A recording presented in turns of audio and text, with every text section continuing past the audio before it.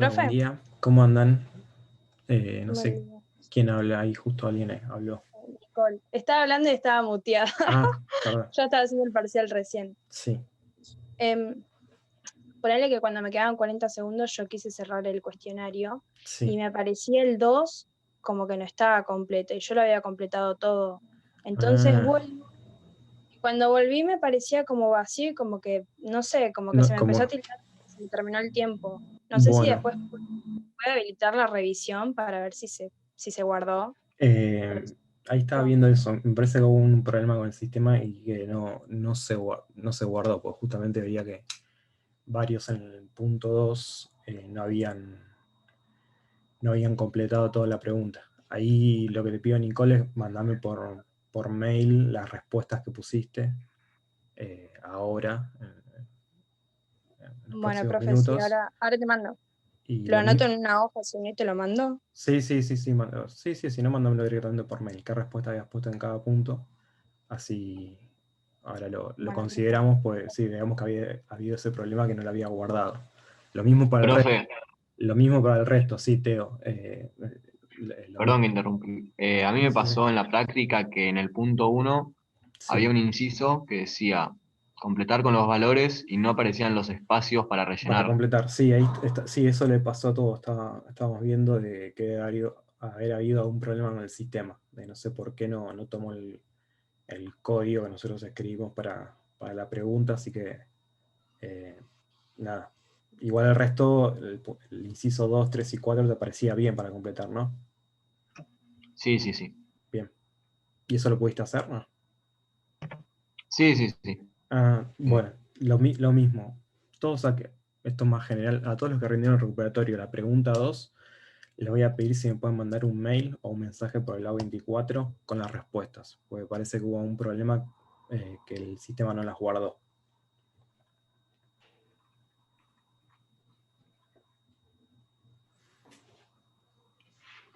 Bien, acá Charo, bueno, buen día Paula, buen día a todos y a todas los que se conectaron ahora a las 8. Charo pregunta, el parcial de recién era solo de práctica, ¿no? ¿O se podía recuperar teoría? No. El parcial Charo era solo de práctica. La teoría no se recupera. Bien. Pablo, ¿cómo estás? Morena. Una pregunta. Sí, Me pasó, bueno, viste, sí, se me arregló, pero sí, cuando volví a entrar se me habían borrado las respuestas que ya había puesto. sí, Y en otra de las partes, como que en la parte que era de los rendimientos marginales que sí, tenía para seleccionar las opciones, no me dejaba y la verdad es como que no llegué a volver a recargar otra vez la página. claro. Así como que ese punto no lo pude hacer. Pero te mando por A24 las respuestas. Dale, dale, sí, mándamelo, no me lo mandes a las 8 de la noche, mándamelo ahora. No, pero, ok, bueno, ahora me fijo porque no, la verdad es que, o sea, no le saqué foto ni nada, o Claro. sea, no tengo manera de ver el examen, pero Sí, mándame lo que hayas calculado y bueno, yo después lo miro bien en detalle a ver qué hiciste. dale, genial, gracias. De nada. Pablo, a mí me quedó una duda porque Sí, cuando entré había dos opciones. Una que era para rendir el parcial sin contraseña y otra que te pedía una contraseña. sí, la contraseña era solamente para una persona que tenía que rendir todo el parcial porque no pudo rendir en la fecha que rindieron ustedes. O sea, no era un recuperatorio. Ah, ok, listo. Así que quédate tranquilo que rendiste el examen correcto. Bueno, arrancamos. Arranquemos, sí. La idea de por lo El menos aparato. la clase de hoy es ver algunas cuestiones que habían quedado pendientes en el práctico 4. Más que nada la elección óptima de factores de los últimos ejercicios en el largo plazo, cuando la firma puede ajustar K y L libremente. Y en la segunda parte, o en la segunda hora que nos queda, hasta las 10, que Juan Pedro avance y termine con lo que vimos en la clase pasada de monopolio. Así que sin más demoras, les voy a compartir pantalla.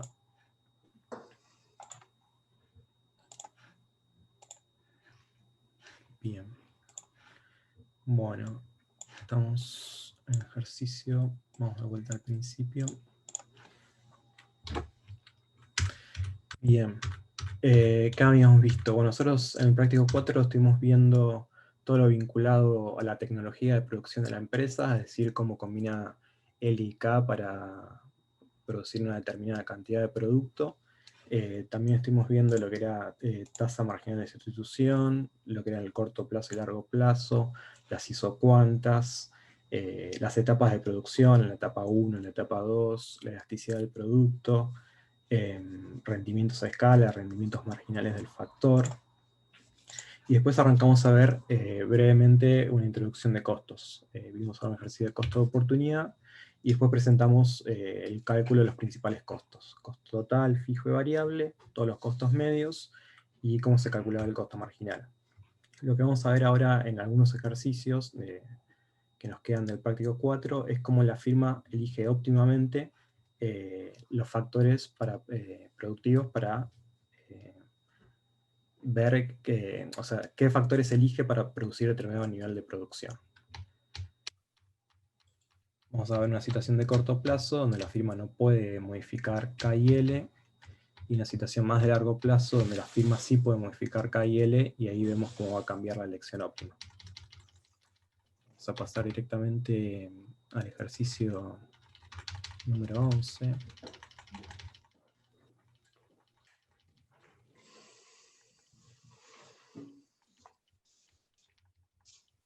El 10 y el 11. Bien.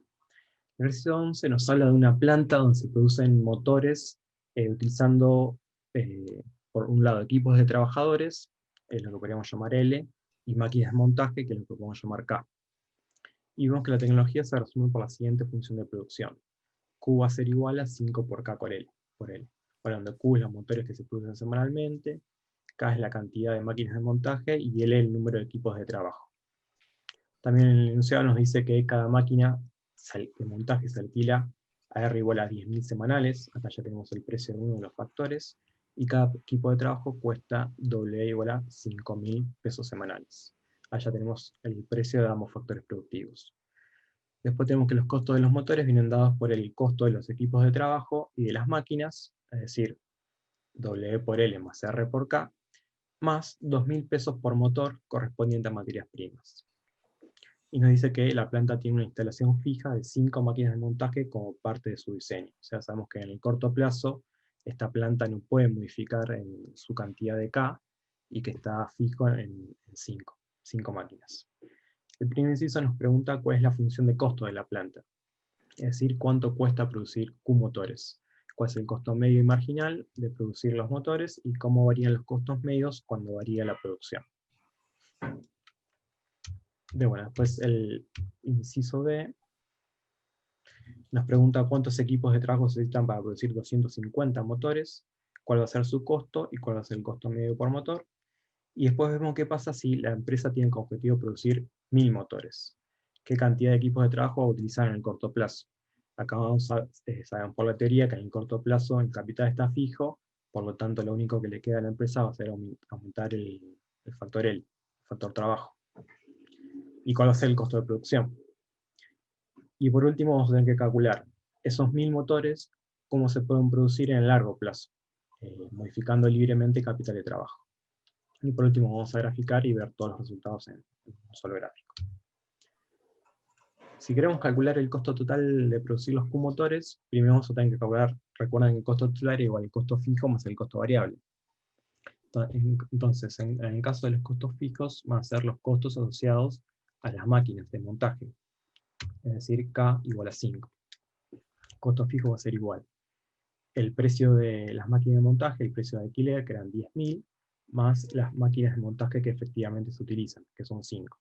Esto nos da que los costos fijos son de 50.000 pesos por semana. Acá todos los datos están expresados por semana.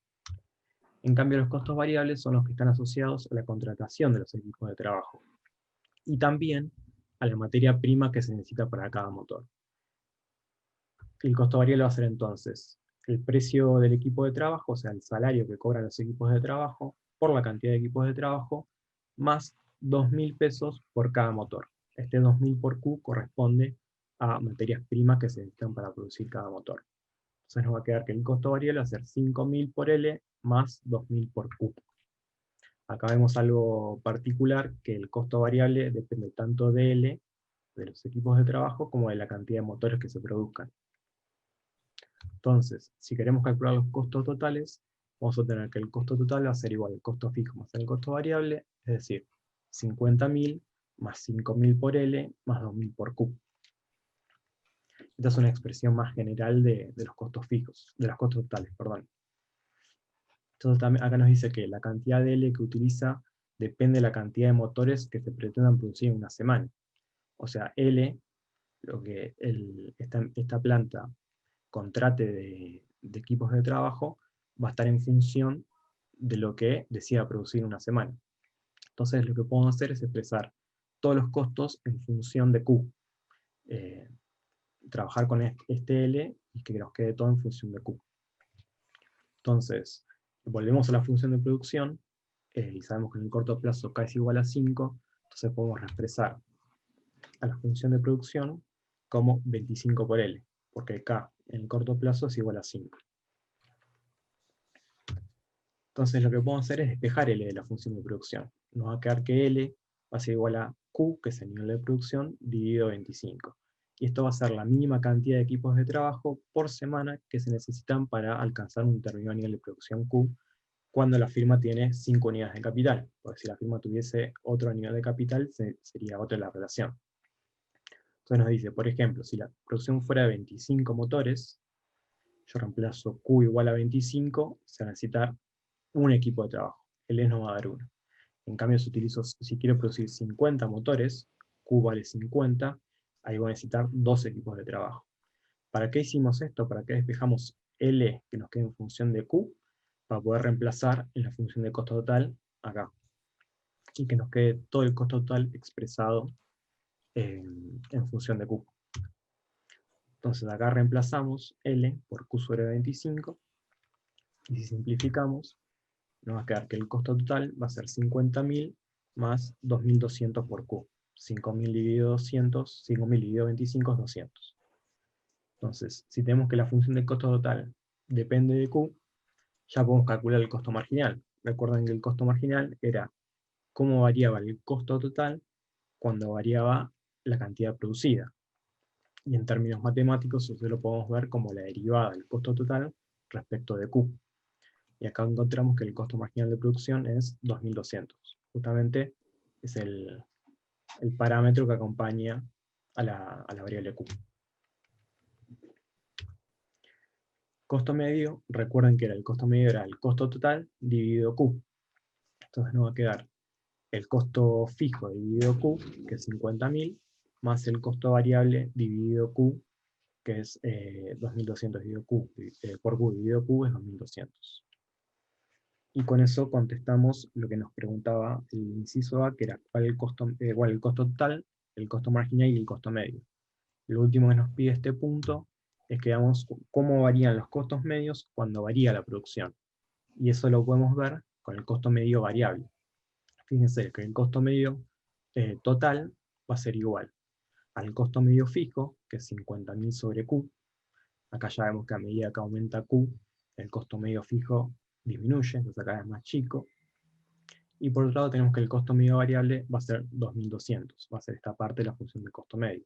En este caso el costo medio variable es fijo, es constante y es igual al costo marginal. Veamos ahora cuántos equipos de trabajo se necesitan si quiere producir 250 motores. Bueno, si quiere producir 250 motores, acá habíamos visto que teníamos que reemplazar 250 en Q. Nosotros ya hemos encontrado una expresión de L que dependía solo de Q.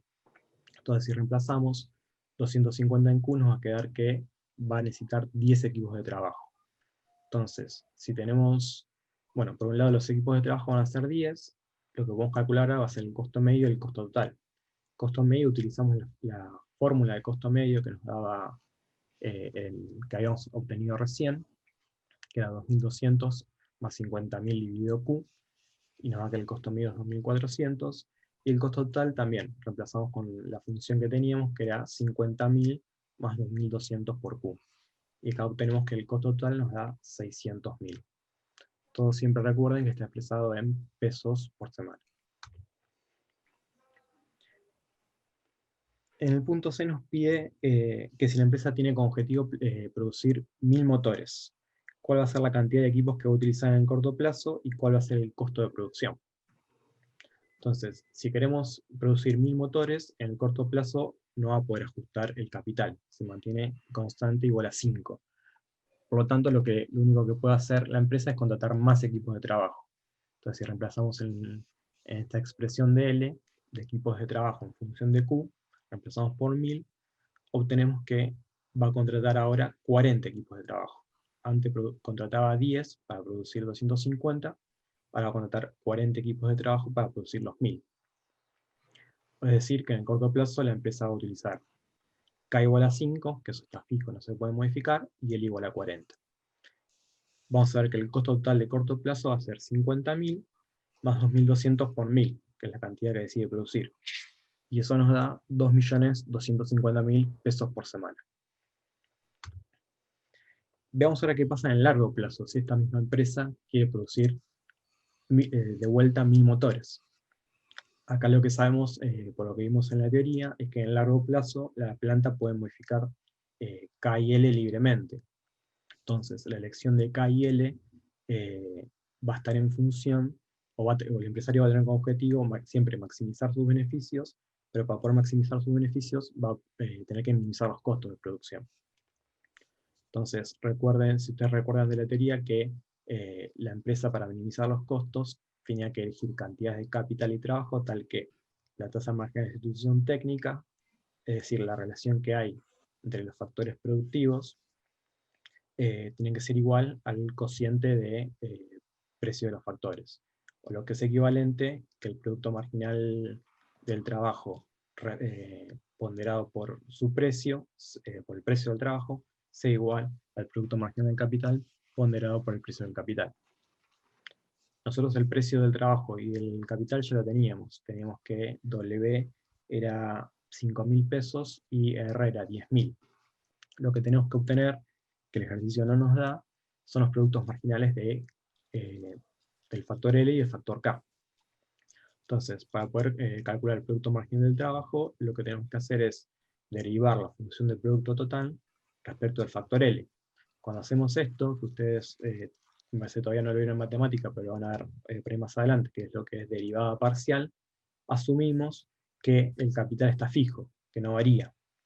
Entonces, la derivada del producto marginal, la derivada del producto total, o de la función de producción respecto de L, va a ser igual a 5 por K.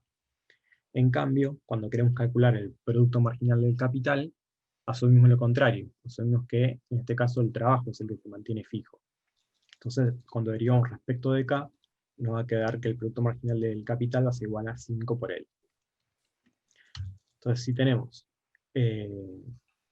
ambos productos marginales, podemos calcular la tasa marginal de sustitución, que en este caso nos va a quedar K sobre L. Entonces, si se fijan, si nosotros esto lo dividimos, 5 sobre K, 5K sobre 5L, esto nos va a quedar K sobre L. Esa va a ser la relación en cómo se combinan los factores de producción.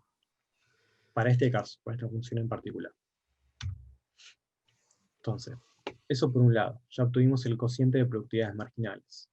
Lo que nos queda obtener ahora es cómo ese cociente de productividades marginales se relaciona con el precio de los factores. Entonces, si igualamos la tasa marginal de sustitución técnica con el precio de los factores, recuerden que W era 5.000 y R era 10.000. Entonces nos va a quedar que W sobre R es igual a un medio. Es decir, K sobre L va a ser igual a un medio, lo que implica que K va a ser igual a un medio de L.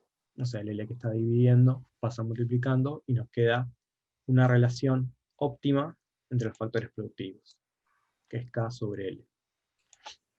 Pero todavía no obtuvimos cuánto de L y de K va a contratar en el largo plazo esta firma minimizando costos. Para poder obtener eso, lo que tenemos que hacer es reemplazar en la función de producción. Entonces, nosotros tenemos esta función de producción, ahora K ya no está fijo, K ya no vale más 5, sino que K va a ser igual a esta relación, un medio de L.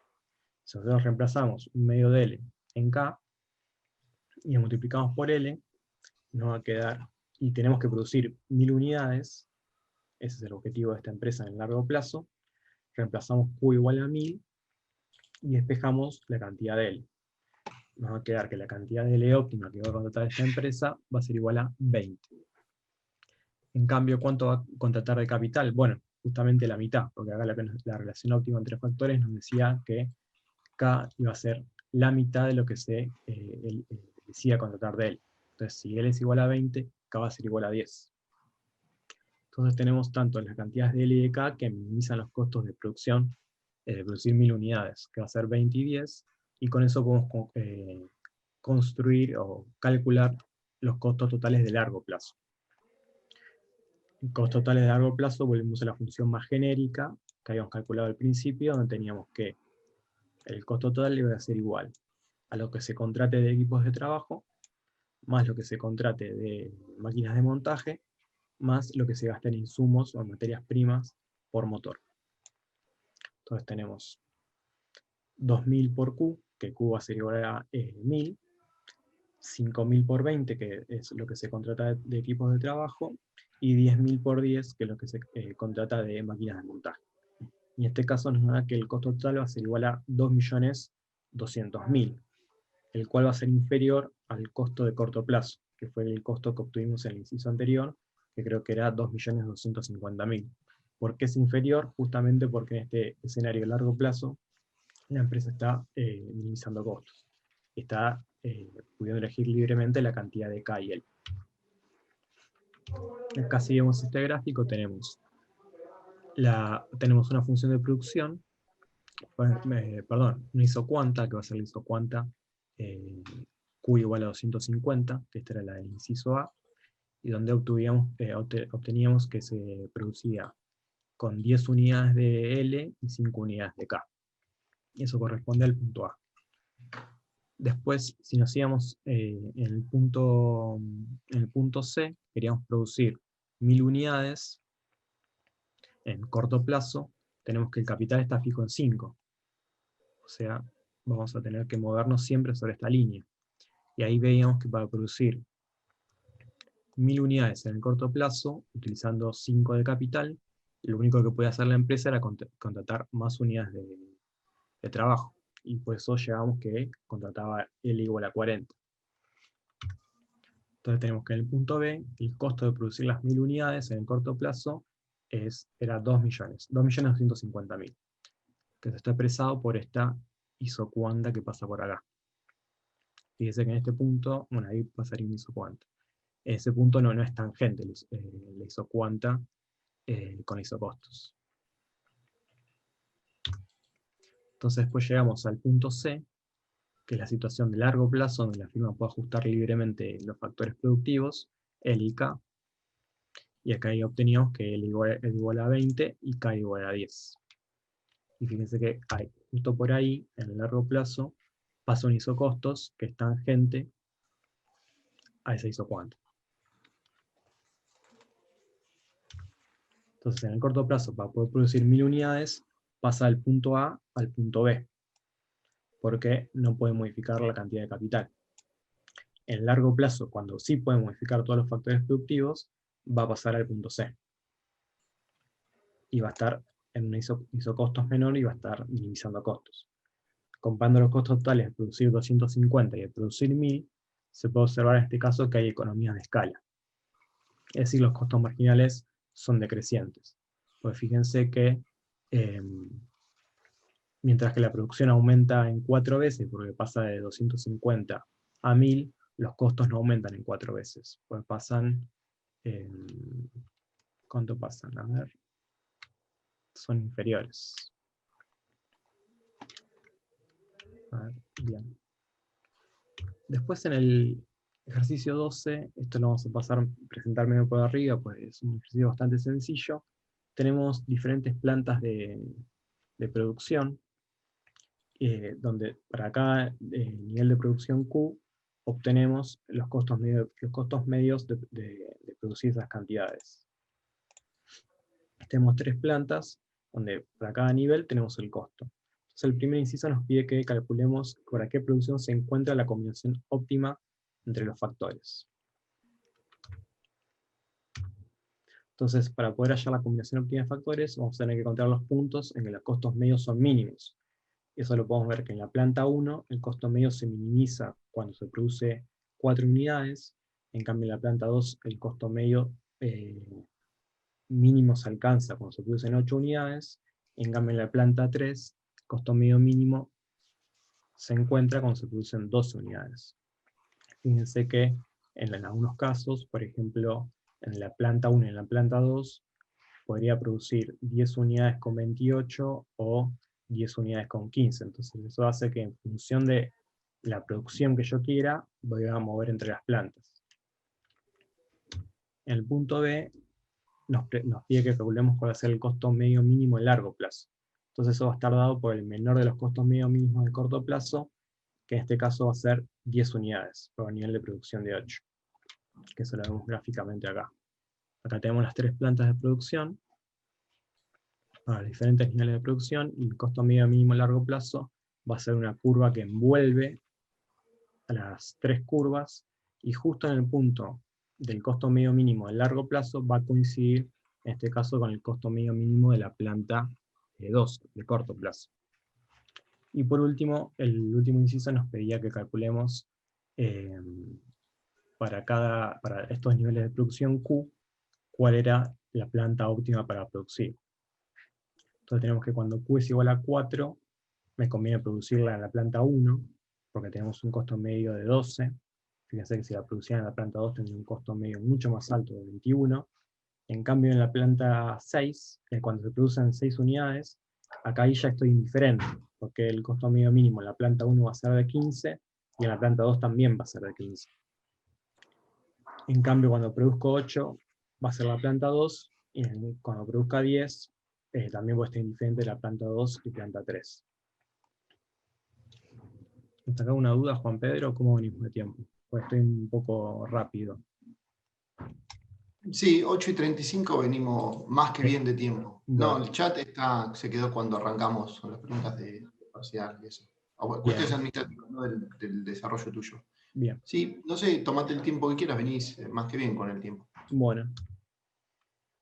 En el ejercicio 3 tenemos un ejercicio similar al ejercicio, en el ejercicio 13 tenemos un ejercicio similar al 11. Acá tenemos otra función de producción que tiene esta forma particular, donde también L y K son los factores productivos y Q es el nivel de producción. Acá ya el ejercicio nos da los productos marginales. Bueno, nos pide en primer lugar que calculemos la tasa marginal de sustitución técnica y grafiquemos la isocuanta para Q igual a 16.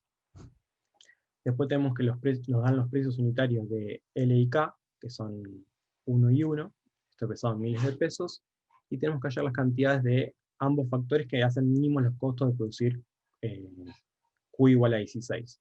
¿Cuál es el costo total de producir 16 unidades? Y que grafiquemos. Acá lo que vemos es que, a diferencia del ejercicio 11, donde pasábamos de una situación de corto plazo a largo plazo para producir 1000 unidades, vemos que hay un cambio en los precios de los factores. Entonces, cuando hay un cambio en los precios de los factores, la relación óptima de factores va a cambiar. Y por lo tanto va a producir estas 16 unidades con otra combinación. Bueno, acá tenemos en el corto plazo y después vamos a ver qué pasa en el largo plazo. Entonces, el primer punto nos dice que calculemos cuál es la tasa marginal de sustitución técnica entre L y K. Recuerden siempre que la tasa marginal de sustitución técnica va a ser igual al cociente de productividades marginales. Va a ser la productividad marginal del trabajo dividido la productividad marginal del capital. Si trabajamos con estas expresiones, fíjense que la productividad marginal del trabajo es 4 por L a la menos 0,5 y la del capital es igual a 4. Si hacemos el cociente nos va a quedar que es L a la menos 0,5. Esto nos va a servir más adelante cuando queramos calcular la combinación óptima de L y K que minimizan los costos de producción. Bueno, en el punto B tenemos los costos de producción, tenemos los precios de los factores W y R, entonces tenemos que la combinación óptima que minimiza los costos va a estar dada por la expresión L a la menos 0,5 igual a 1, porque tanto W y R en este caso valen 1. Esto lo hicieron obviamente para simplificar el cálculo de ejercicio.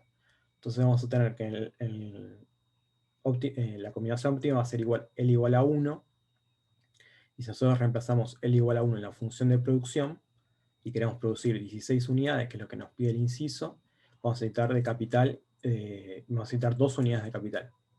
Nosotros reemplazamos acá L igual a 1, 1 elevado a la 0,5 va a ser 1 por 8, 8, y tenemos acá que producir 16 unidades.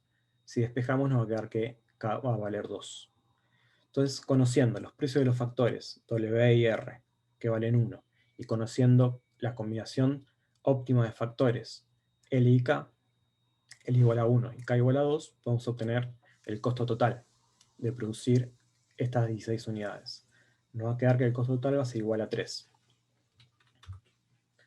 Entonces, ¿qué pasaba en el punto C? Lo que teníamos era que aumentaba el precio de uno de los factores productivos, que en este caso el precio del trabajo W se duplica, pasa de 1 a 2. Entonces, como está en el corto plazo, no va a poder reasignar su combinación de factores. Va a tener que seguir trabajando con K igual a 2 y con L igual a 1 para producir 16. El aumento del trabajo, el aumento de W, no va a poder hacer que cambie su elección óptima de factores. Por lo tanto, no va a cambiar la cantidad de factores que decida contratar el empresario, pero sí va a aumentar los costos. Fíjense que antes los costos eran 3, en cambio ahora los costos marginales van a aumentar, los costos totales van a aumentar a 4, pues justamente el precio del trabajo W se duplica, pasa de 1 a 2. Es decir, que la restricción de este factor fijo no le permite alcanzar el mínimo costo de largo plazo. Con un costo total igual a 4, la empresa no está minimizando costos. Está gastando más de la cuenta porque no puede elegir una combinación óptima. ¿Qué pasa ahora en el largo plazo? En el largo plazo, la empresa sí puede modificar K y L, entonces, nuevamente, para poder calcular la combinación óptima de K y L que minimizan los costos, tenemos que igualar la tasa de margen de ejecución técnica o el producto el cociente de productividades marginales con la nueva relación de precios. Antes la relación de precios era 1 sobre 1. Ahora la relación de precios va a ser 2 en el óptimo, porque W ahora vale 2. Entonces, si despejamos L de esta igualdad, nos va a quedar que el L óptimo que contrate la empresa va a ser 1/4. Fíjese que antes, cuando W era 1, la empresa contrataba 1 unidad de L. En cambio, cuando W se duplica, pasa a 2, va a decir contratar menos de L. Puede reasignar los factores productivos, como aumentó el precio del trabajo, contrata menos de trabajo. Ahora va a contratar solo 1/4. Entonces, para producir Q igual a 16, se necesita, en este caso, 3 unidades de K. Antes contrataba 2 unidades de K, ahora va a contratar 3 unidades. Si calculamos el costo total de producir en el largo plazo, vamos a tener que el costo es 3,5. Fíjese que también es inferior al costo que teníamos en el largo plazo cuando se duplicaba el precio de L. Si lo vemos esto gráficamente, vamos a tener un punto A, que es el óptimo del punto B. Acá se cumple la tangencia entre isocuanta y isocostos, que era cuando se utilizaba una unidad de trabajo, 2 unidades de capital, y nos costaba 3 unidades.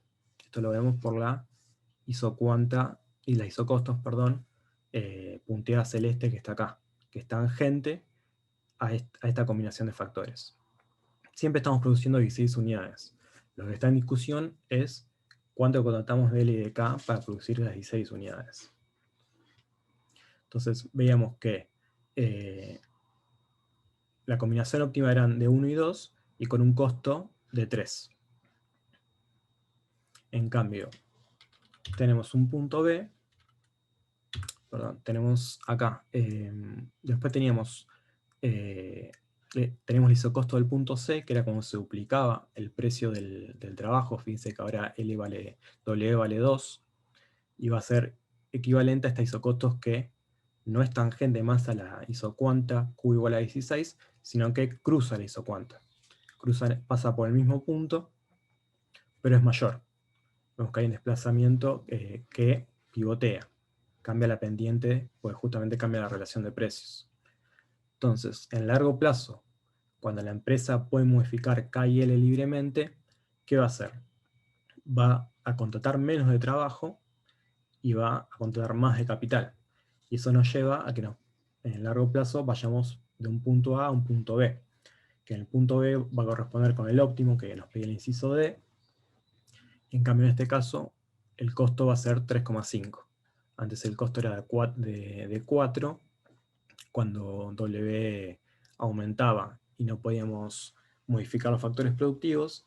En cambio, en el inciso D, obtenemos una nueva combinación de L y K, donde reasignamos los factores productivos, o sea, contar menos de L y más de K, y vamos a producir un mínimo costo, que en este caso es 3,5.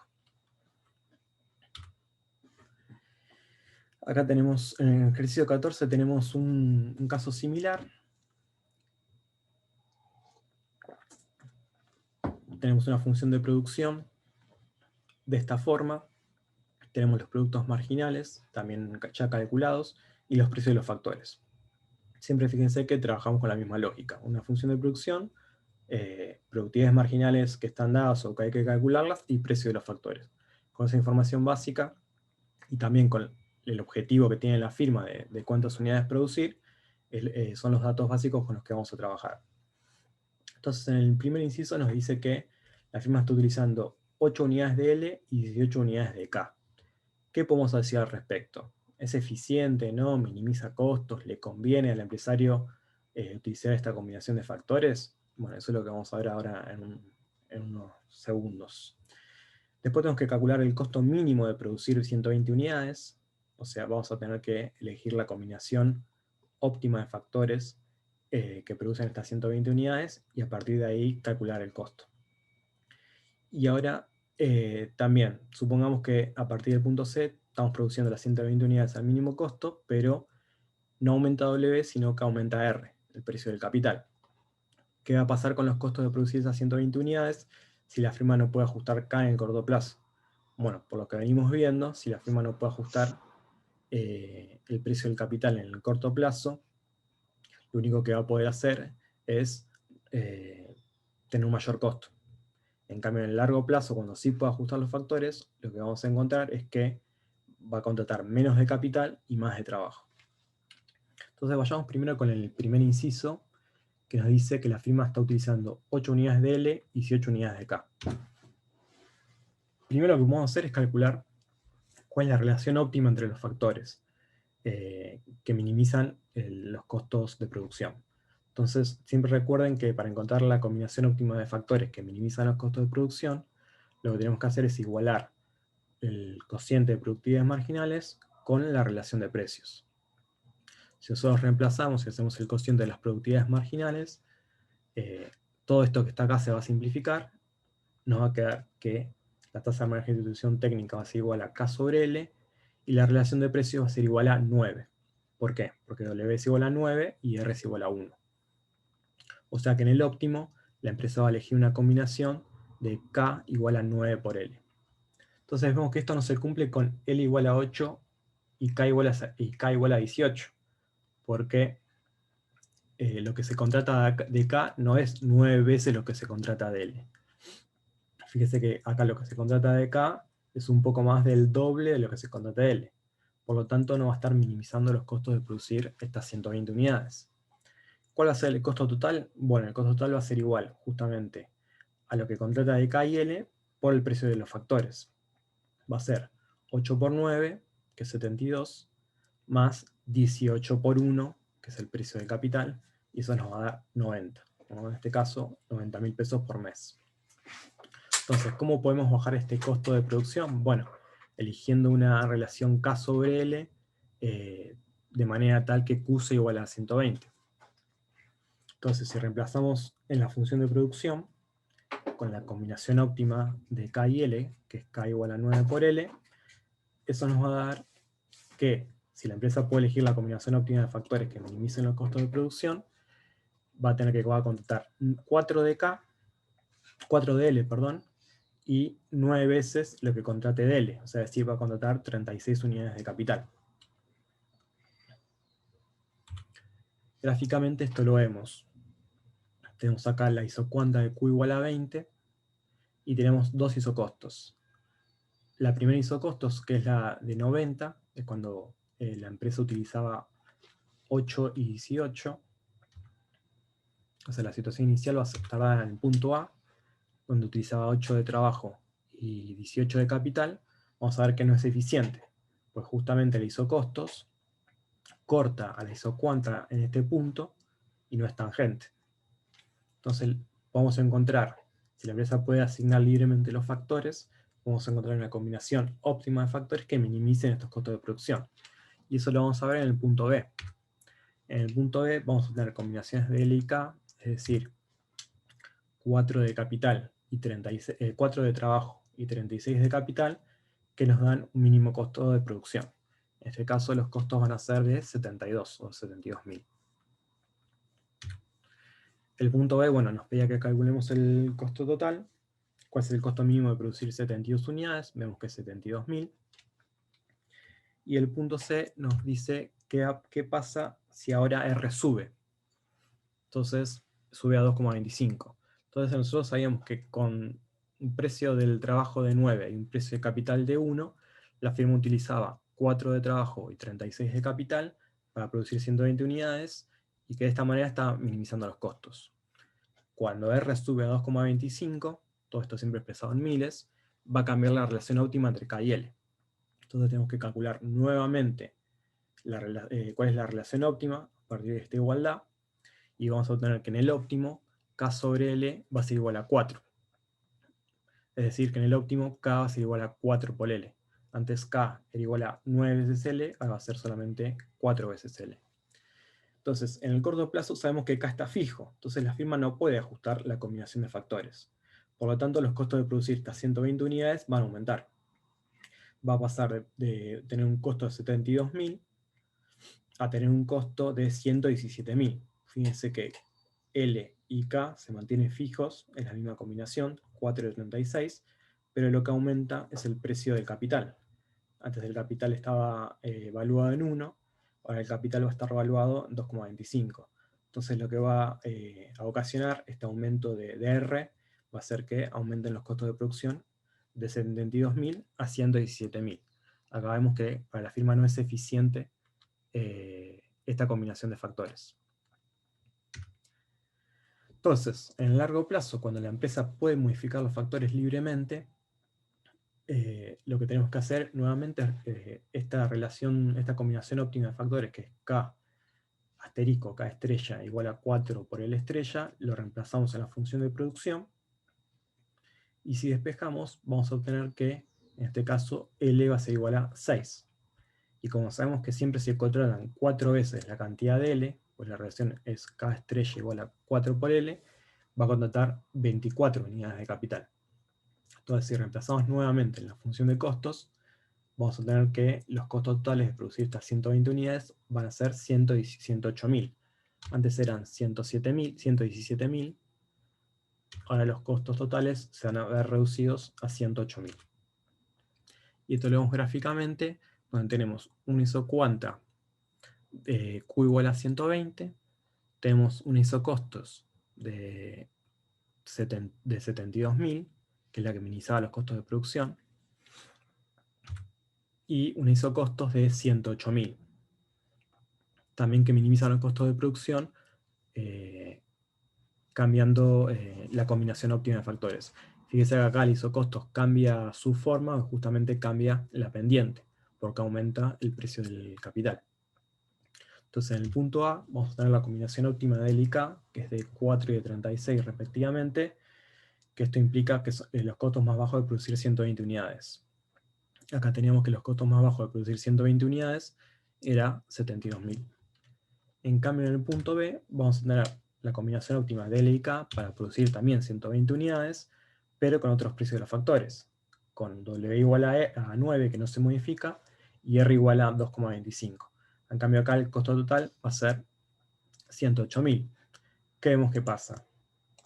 Vemos que ante un aumento del precio del capital, ¿qué va a hacer la firma en el largo plazo?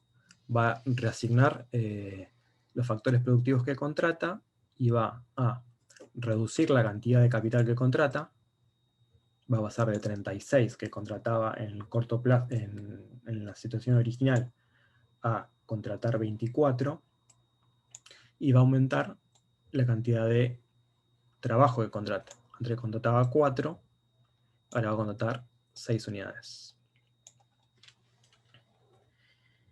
Bien. Y por último, en el ejercicio 15, nos pide que trabajemos con los datos del ejercicio anterior y que evaluemos cómo cambia la contratación de LIK y los costos de producción a medida que la firma expande sus niveles de producción en el largo plazo. Tenemos que evaluar cuando Q es igual a 150 y cuando Q es igual a 180. Tenemos que contar las funciones de costo total, costo medio y costo marginal y graficar las selecciones óptimas de los factores en el plano KL y las funciones de costo del punto C. Y hacer un análisis sobre las economías de escala de esta firma. Entonces vemos que la relación marginal de sustitución técnica, en conjunto con el cociente de los precios de los factores, nos va a dar que en el óptimo K es igual a 9 sobre L. Acá estamos trabajando de vuelta con W igual a 9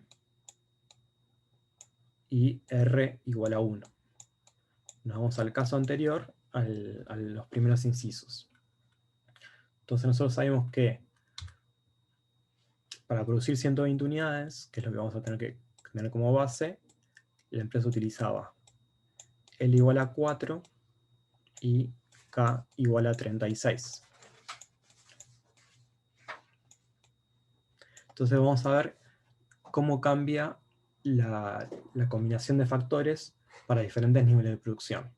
Entonces en el primer caso tenemos que producir, en vez de 120, tenemos que producir 150. Entonces, si reemplazamos esta relación entre los factores óptima en la función de producción y queremos producir 150, vamos a tener que contratar L igual a 5 y K igual a 45. Fíjense que acá también se repite esto de que K va a ser 9 veces lo que se decía contratar de L. Entonces acá dice que la firma pasa del punto A al punto B, bueno, eso lo vamos a ver ahora en el gráfico. El costo total en este caso va a ser 90.000. Va a ser 9 por L, por los 5 que contrata, más 1 por los 45 de capital que contrata. Es 90.000. Entonces, si comparamos esto con la situación inicial, donde se producían 120 unidades, cuando pasamos de 120 a 150 unidades producidas, es decir, la producción aumenta un 25%, vemos que el costo total también sube un 25%. Si ustedes recuerdan, el costo total de producir las 120 unidades era 72.000, en cambio ahora si quiere producir 150 unidades, el costo total va a aumentar a 90.000. Entonces, ¿qué pasaba cuando aumentaba la producción en una proporción y los costos aumentaban en la misma proporción? Decimos que hay economías constantes de escala. Veamos ahora qué pasa cuando la empresa produce 180. Bueno, hacemos el mismo procedimiento, trabajamos con la función de producción, reemplazamos K por la relación óptima que va a ser igual a 9 por L, y lo evaluamos. Y lo evaluamos en L igual a. Perdón, lo evaluamos en Q igual a 180. Entonces ahí obtenemos ahora que la combinación óptima de factores va a ser L igual a 6 y K igual a 54. Esto va a ser el punto C en el gráfico al final. Y el costo de producción en este caso también va a aumentar a 108.000. Fíjense que aumenta el nivel de producción, por lo tanto aumentan los costos. Cambia ahora, la producción aumenta un 50% porque pasa de 120 a 180 unidades, y el costo también aumenta un 50% porque pasa de 72.000 a 108.000. Acá seguimos observando que hay economías constantes de escala. El aumento en los costos es en la misma proporción que el aumento en el nivel de producción. Acá vamos a armar en el punto C un cuadrito donde para cada nivel de producción tenemos los costos totales de producción y tenemos también el costo medio. Fíjense que el costo medio no es otra cosa que el costo total dividido el nivel de producción, y en todos los casos nos va a dar que es 0,6. Que es decir que es constante. Entonces, a partir de la función de costo medio, podemos encontrar la función de costo total, que va a ser 0,6 por Q, y el costo marginal, que va a ser 0,6. En este caso, los costo medio y costo marginal van a ser constantes e iguales cuando hay economías de escala. Bueno, acá hay todo un análisis, que no sé si esto lo tienen, creo que también lo tienen en la guía, donde muestra cómo se pueden obtener la función de costo total de manera analítica. Acá también partimos del cálculo del costo total, que va a ser W por L más R por K. Si reemplazamos por el precio de los factores, llegamos a esta forma, y también sabemos que en el óptimo, K estrella va a ser igual a 9 por L. Entonces podemos expresar todo en función de L. En este caso vamos a quedar que el costo total es 18 por L, pero también también sabemos la relación que hay entre K y L, entre Q y L, mejor dicho, entre lo que se produce entre el nivel de producción y los factores productivos que se utilizan. Entonces, con esta expresión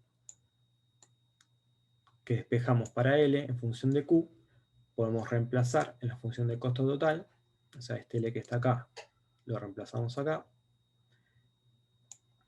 y llegamos a lo mismo que habíamos calculado antes, que el costo total va a ser igual a 0,6 por Q. Cuando vemos esto en términos gráficos, tenemos las tres isocuantas, una para cada nivel de producción, para Q igual a 120, para Q igual a 150 y para Q igual a 180, y cada isocostos. Esta va a ser el isocosto para 120, el isocosto para 150 y el isocosto para 180. Y acá podemos graficar la función de costo total, que en este caso va a ser lineal. Y abajo podemos graficar los costos medios y costos marginales, que en este caso van a ser también lineal y constantes e igual a 0,6. Encontramos la equivalencia que hay para cada nivel de producción. Fíjense que cuando se producían 120, el costo total era 72.000, que está por acá.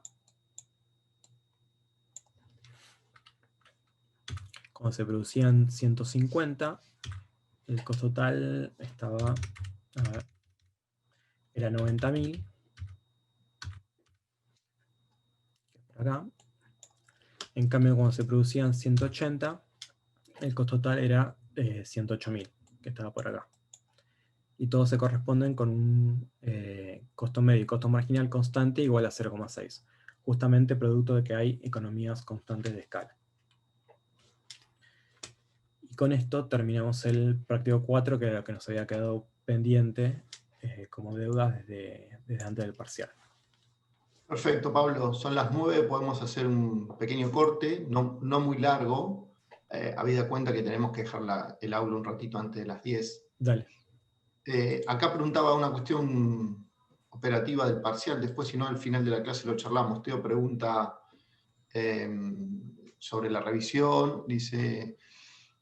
Bueno, hagamos esto, hagamos ya el corte para todos, ¿te parece? Leemos Sí. la consulta de Teo, yo le dije que lo íbamos a convenir con vos para darle una respuesta, sobre todo por ese problemita técnico que hubo. Sí. Leo, cortemos, ¿les parece? Volvemos 9 y 10. Dale. Mientras leemos y cuando termina la clase le damos una respuesta a Teo sobre... Pero que se quede tranquilo que vamos a encontrar la forma de evaluarlo y lo antes posible. Dale, dale. Volvemos en 10 minutos.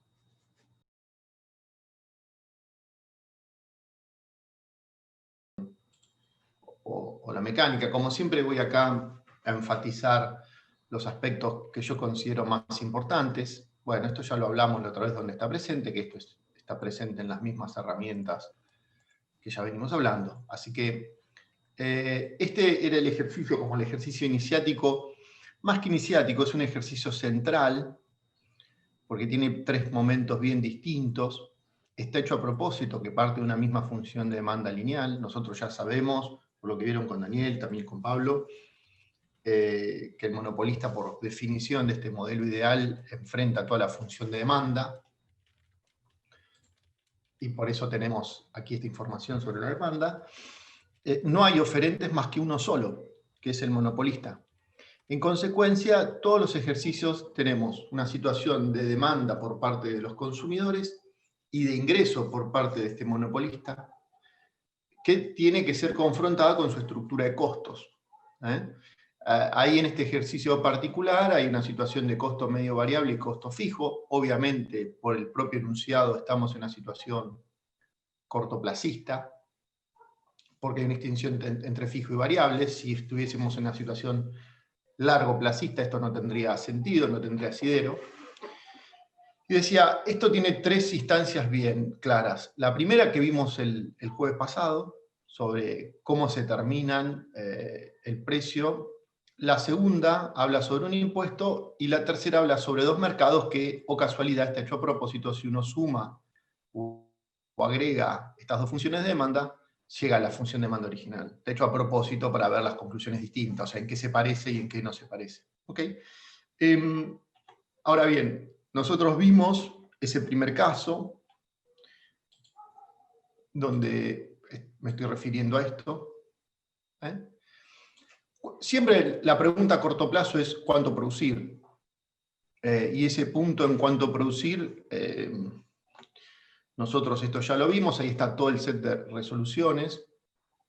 Uno, a la pregunta ¿cuánto producir? Básicamente lo hace, perdón, me equivoqué, me confundí de botón. Ahí estamos.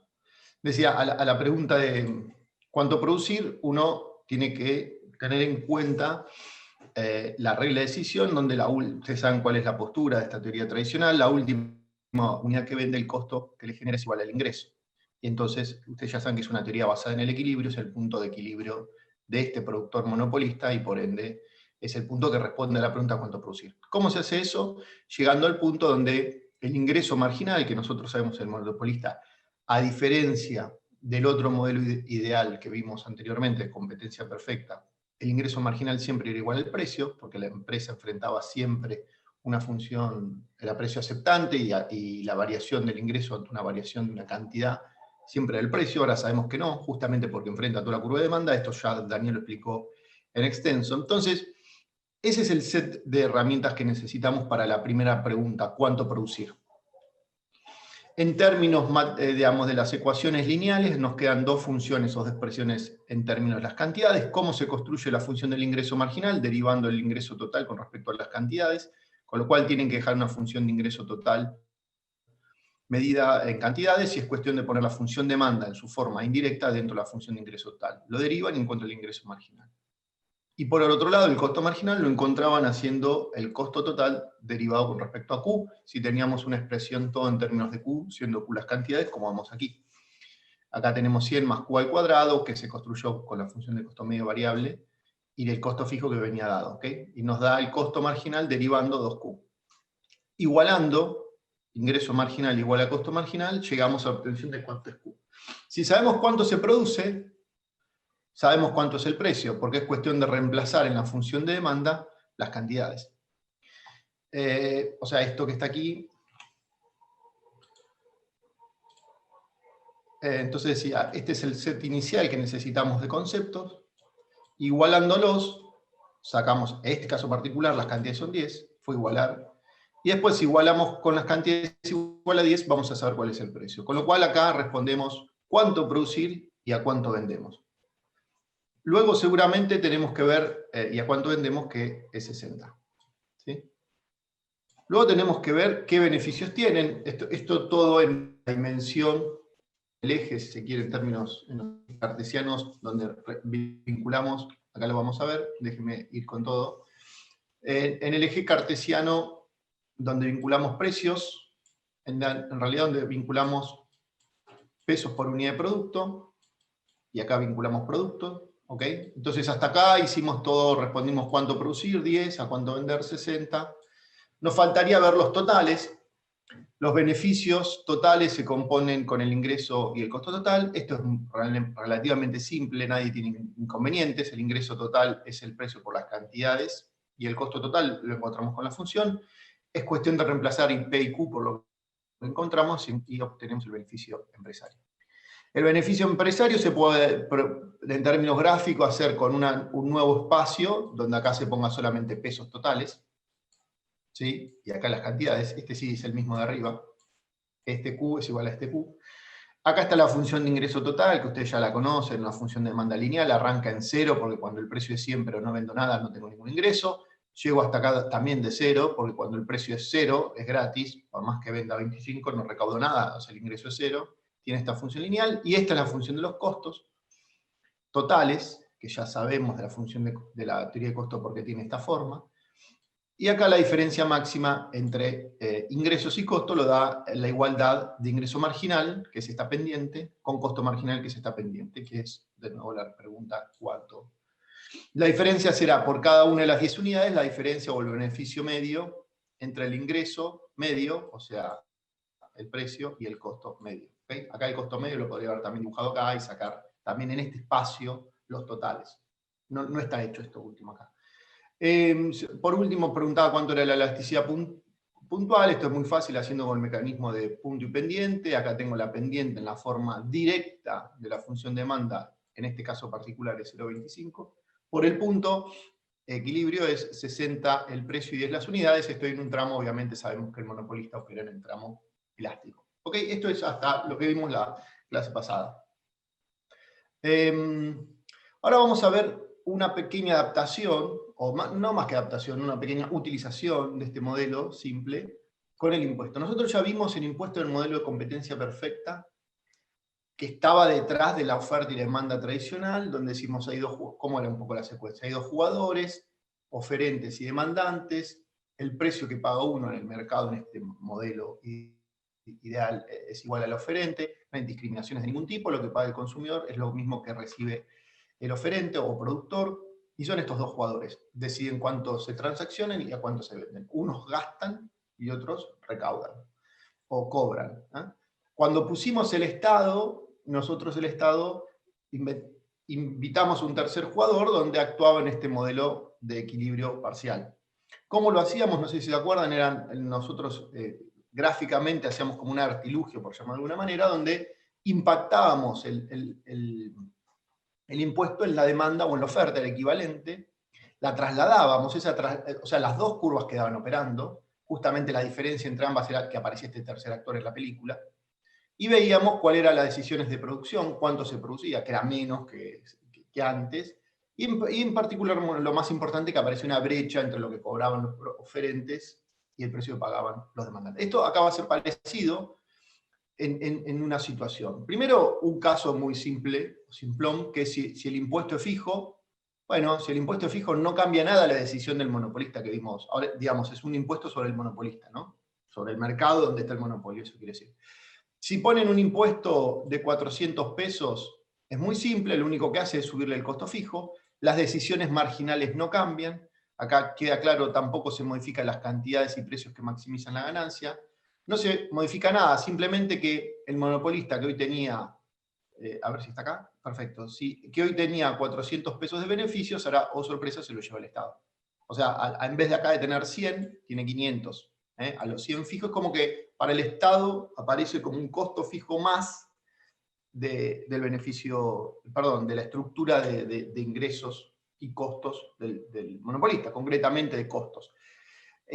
Obviamente está hecho a propósito que sea 400 para ver dos cosas. Conclusión en este primer punto, si pongo un impuesto fijo, no altera la regla, o sea, la regla de decisión dónde producir, cuánto producir, a cuándo vender, no se altera, sino es, bueno, en función de lo que producís y vendés, me llevo parte de ese beneficio. En este caso se llevó todo. Acá hay toda una literatura, el problema es si el Estado puede saber cuánto es el beneficio empresario, si se cobra ese impuesto, qué hace con ese impuesto, bueno, son otras derivaciones. Pero en principio, en términos de la decisión o la respuesta a la pregunta, cuánto producir, no cambia. ¿Okay? Ahora, distinto es el caso si, quiero presentar todos los elementos, no se asusten, ahí está. Ahora vamos de a poquito. Distinto es el caso si dice 50 pesos por unidad de producto. Y acá empecé por el final, porque acá tenemos las funciones, o sea, es la misma situación del monopolista, esta es la función de demanda, este es el ingreso marginal, esto ya no lo tengo que explicar porque el ingreso marginal difiere de la demanda, y yo puedo, y tengo la estructura de costos marginales, que en este caso era una función lineal igual a 2Q. ¿Ok? Nacida del origen, esta es la función de costo marginal, que es esta puntadita que está acá. Entonces yo tengo dos opciones. puedo impactar, como hacíamos este artilugio, sobre la función de demanda, impactando este 50 por unidad de producto, o puedo impactar la función de costo marginal, que es un poco la relación marginal, no es la oferta, porque ya vimos que no es la curva de oferta del monopolista, que el monopolista tiene una regla de oferta, pero es una estructura de que da respuesta a cuánto producir, a cuál sería el costo marginal en los distintos tramos del producto. Acá está hecho lo segundo, donde el impuesto es 50 pesos por unidad de producto, y acá lo que se hizo, se sumó ese espacio a la estructura de costo. Con lo cual, la función de costo marginal queda distinta. La función de costo marginal ya no queda igual a 2Q, que obviamente esa función es bastante fácil de ver o intuitiva. Acá está Q, y acá está P. Ese es el espacio de toda la vida que estamos viendo hace muchísimas clases anteriores. Pero digo, el costo marginal anteriormente era 2Q, si Q es 0 el costo era 0 y tenía pendiente positiva 2. Ahora es la misma pendiente 2, pero arranca de 50. Obviamente la diferencia sería el impuesto. Si fuese, si fuesen 0 las unidades, el costo hay 50 diferencia porque 50 unidades de pesos por unidad de producto, que es justamente el impuesto. Entonces la luz que hay siempre acá es de 50. De acá para acá hay 50 diferencia, ¿ok? Que es justamente el costo asociado a la imposición del impuesto. Bueno, simplemente entonces ahora sí tenemos una función distinta de costo marginal, va a cambiar, no la regla de decisión que sigue siendo la misma, va a vender este monopolista en la última unidad donde su ingreso sigue igual a su costo, lo hacen, operan, ahora tengo una función de costo marginal distinta, y llega a la conclusión que transaccionan, o el monopolista está dispuesto a vender 5 unidades. Paren que borro todo este chiquero que hice, a ver si me deja esta porquería. Bueno, a ver. El mouse. Ahí está. Quiero borrar todo. Digo, estoy en esto. Este punto resuelve cuánto producir. Cuánto producir, creo que están las punteaditas. Ahí está. Este punto resuelve cuánto producir, 5 unidades. Obviamente, si sé cuánto producir, también puedo resolver a cuánto vender. ¿Ok? Voy a vender 80. ¿Qué es lo que está puesto acá? Si vende 5 unidades, el monopolista va a cobrar un precio de 80. A su vez, obviamente va a haber una diferencia, ahora después lo vamos a ver. El beneficio del monopolista. Perdón, Juan Pedro, acá María Noel pregunta si podés volver a explicar por qué cambia el costo marginal. Sí, no es que cambia, las dos curvas están operando. El punto es que, decía, en esta segunda curva, le impacté el impuesto. Por cada unidad de producto, él pone 50 pesos más. Él tiene un costo adicional de 50 pesos más. O yo podría haber impactado sobre la curva de demanda. Las dos están trabajando, las dos curvas me sirven para analizar las funciones de uno y otro caso. Decía, sabiendo que las cantidades son 5, el precio ya no estoy en la situación de antes, que se producían 10 unidades a 60, sino que ahora se producen 5 unidades a 80. ¿Okay? Acá tenemos también la notación del beneficio empresario, reestimando cuánto es el beneficio.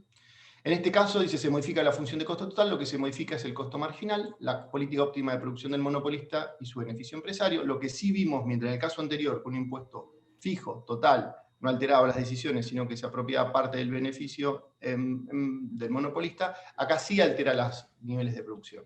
Acá sí altera, decía, los niveles de producción. ¿Okay? Que ese es quizás la principal comentario, corolario, más que corolario, conclusión de esta parte del ejercicio, es que el impuesto altera las decisiones de producción del monopolista. Si la política impositiva fue una forma para afectar el monopolio, lo logró. Si esa afectación era sacarle parte de la renta monopólica, en parte genera otra situación adversa que es menor nivel de producción, como es en este caso. O sea, no es que modifica la situación del monopolista, ni mucho menos le hace producir más unidades, que es lo que uno esperaría en un modelo más competitivo, sino que por el contrario, la imposición, como pasó en el caso del modelo de competencia perfecta, le genera producir menos unidades a este monopolista, y por ende menos unidades disponibles para toda la comunidad a través de la función de demanda. Bien. ¿Qué tengo acá? ¿Por qué no? Perdón que va lento esto, que quiero seguir.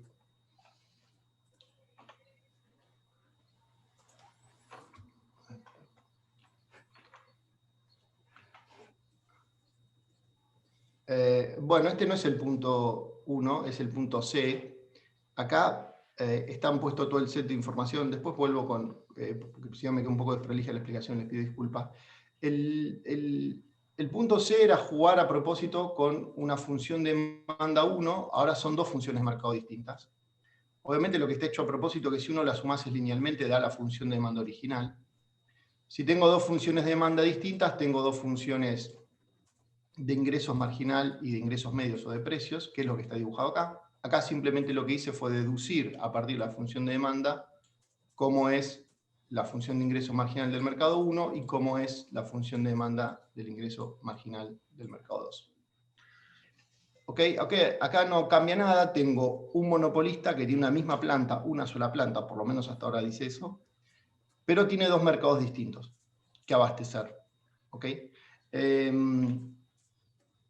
Bueno, este es el monopolista que teníamos hoy, donde tenía esta estructura del costo marginal es igual a 2Q. No estoy con el impuesto, o sea, me olvido del impuesto, vuelvo a la situación original, vuelvo al punto A, pero la función de demanda es distinta. No hay una sola demanda, hay dos demandas distintas. A ver, acá está un poco simplificado el análisis porque ya dice que está produciendo 10. Esto habría que explicarlo un poquito más, esto es para hacerlo más rápido y que no nos lleve mucho tiempo. Ahora voy a decirlo con palabras porque produce 10, pero básicamente uno tiene que resolver, la secuencia sería bajo estos supuestos o bajo esta lógica de comportamiento, que es la que, pues me va tan lento, ahí está. Condiciones para discriminar precios.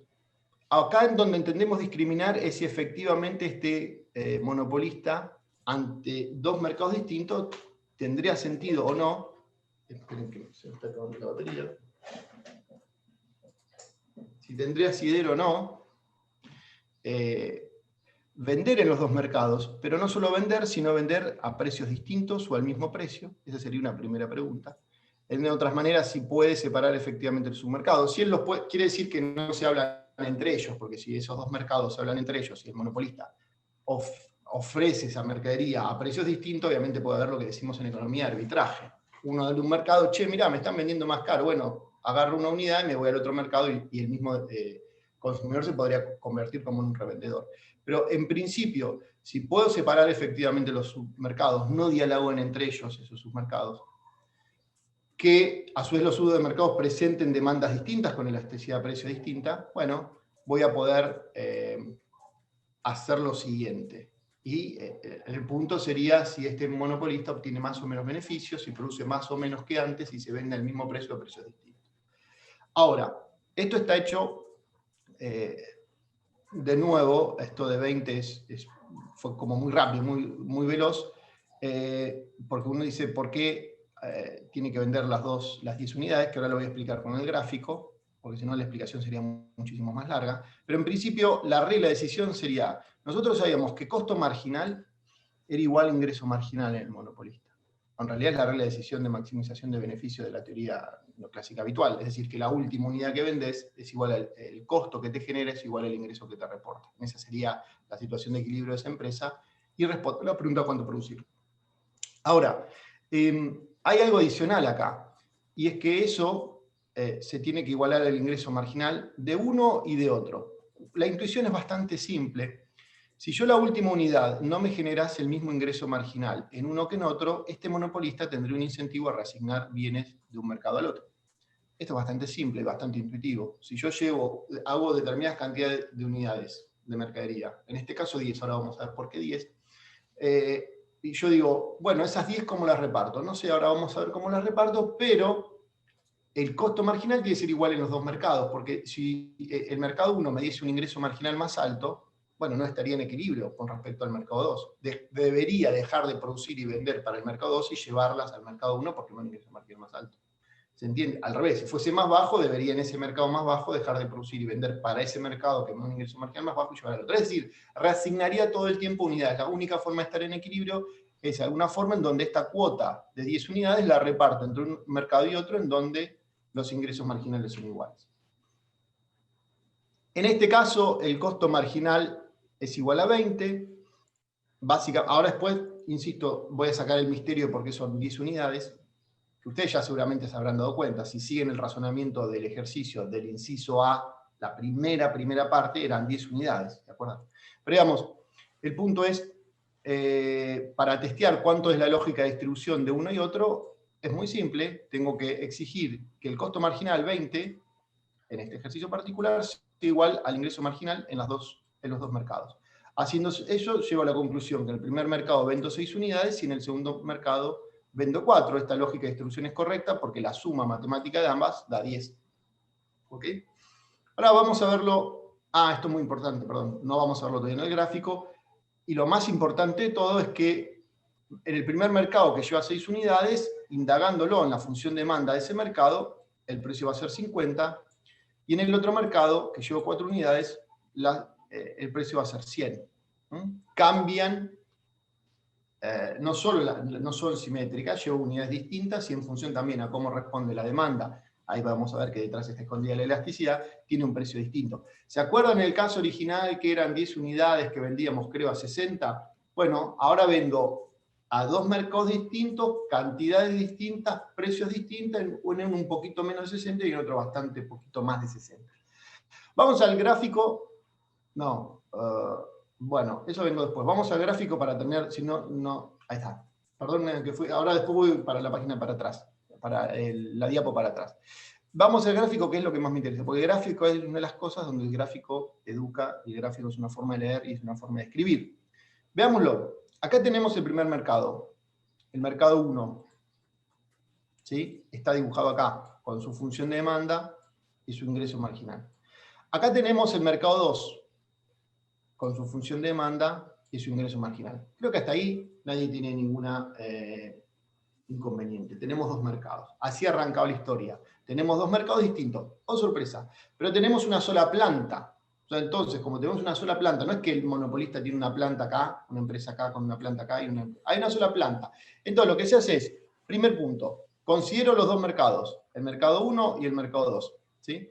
Segundo punto, analizo agregadamente esos 2 mercados que, si uno lo hace, no lo estoy haciendo en el pizarrón que no tengo, pero digamos, si uno suma algebraicamente estas 2 funciones, a uno le quedaría una función de demanda quebrada, esta, digamos, no está dibujada acá, pero digamos, en el tramo relevante le queda la función de demanda agregada que vimos en el primer inciso. ¿Ok? Esta es la segunda parte. En esa segunda parte, yo encuentro que el costo marginal es igual al ingreso marginal, ¿sí? Que es igual al ejercicio del inciso A, y saco que las cantidades son 10, y que el costo marginal y el ingreso marginal en ese punto son 20. De ahí vienen de donde saco las 10. De considerar agregadamente las 2 demandas. Y en el punto relevante del costo marginal, las 2 demandas son la demanda agregada total. Ahí responde cuánto producir globalmente, porque tiene una sola planta, que es esta, que está dada por este costo marginal. Entonces, el empresario monopolista en su segunda instancia dice, fenómeno, produzco 10. Esas 10, la última unidad tiene un costo marginal igual a 20 y un ingreso marginal igual a 20. Fenómeno. Entonces, tercer paso. Voy y digo, si el ingreso marginal igual a 20, le exijo un ingreso marginal a la demanda 1 y a la demanda 2. Cuando encuentro el ingreso marginal igual a 20, reemplazo una función y encuentro que en el mercado 1 vendo 6 y en el mercado 2 vendo 4. La suma de ambas justamente da 10. ¿Ok? Entonces, va de nuevo. Primer paso, quiero en esto explicar la lógica. Primer paso, tengo las 2 funciones de demanda. Mercado 1, mercado 2. Tengo sus funciones de ingreso marginal respectivas. Mercado 1, mercado 2. Ok. Tengo que responder a la pregunta ¿cuánto producir? Pero no solo cuánto producir, sino una vez que produzco, ¿cuánto llevo a cada mercado y a qué precio vendo? Ya hay 2 historias acá, ¿no? Distintas, y en principio discrimino. Entonces, agrego estas 2 funciones de demanda. Esta es la agregada en el tramo relevante. En realidad queda quebrada, porque ustedes lo ven que no está dibujado acá. Esta parte quedaría quebrada, pero digamos, en el tramo relevante tengo las 2 funciones de demanda. que está hecho a propósito. Esas dos funciones de demanda es la misma demanda original, es la demanda del inciso A. Resuelvo la pregunta ¿cuánto producir total o globalmente? Haciendo ingreso marginal de esta función agregada igual al costo marginal. Ahí llego a la conclusión que son 10 unidades. Y esas 10 unidades tienen la última unidad, la décima, un costo marginal igual a ingreso marginal igual a 20. Y ahí tengo el tercer paso, que es la regla de distribución. Si el ingreso marginal es 20, yo exijo que los dos mercados sean 20. Y es muy simple, eso sí es intuitivo, porque si supongamos que en este mercado el ingreso marginal fuese más alto, bueno, lleva más unidades para acá. No lleve 6, andás pasando para acá. Entonces, la única forma que esto esté en equilibrio cuando el ingreso marginal, el ingreso de la última unidad de acá, de 6 y 4, es igual. ¿Ok? Una vez que tengo eso, ahí sí, me falta encontrar los precios. Los precios es bastante simple, es proyectar sobre 6 unidades, sobre la función de demanda 1, y encuentro el precio, que era 50, si no me equivoco, y en esta, cuando 4, proyecto y era 100. ¿Ok? Entonces, ahí ya tengo todo el set necesario. ¿Cuánto producir en términos globales? Voy repasando, porque el monopolista tiene una sola planta, 10 unidades. ¿Cuánto lleva cada mercado? Bueno, en el punto en donde el ingreso marginal se iguala en ambos.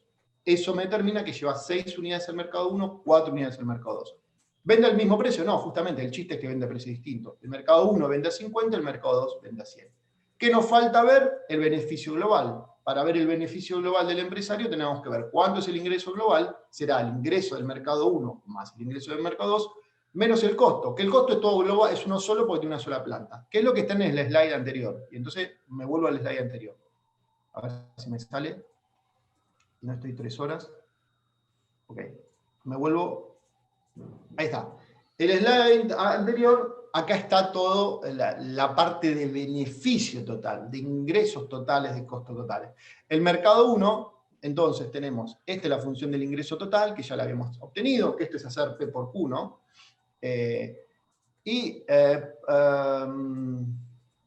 Está todo en función de las cantidades, ¿sí?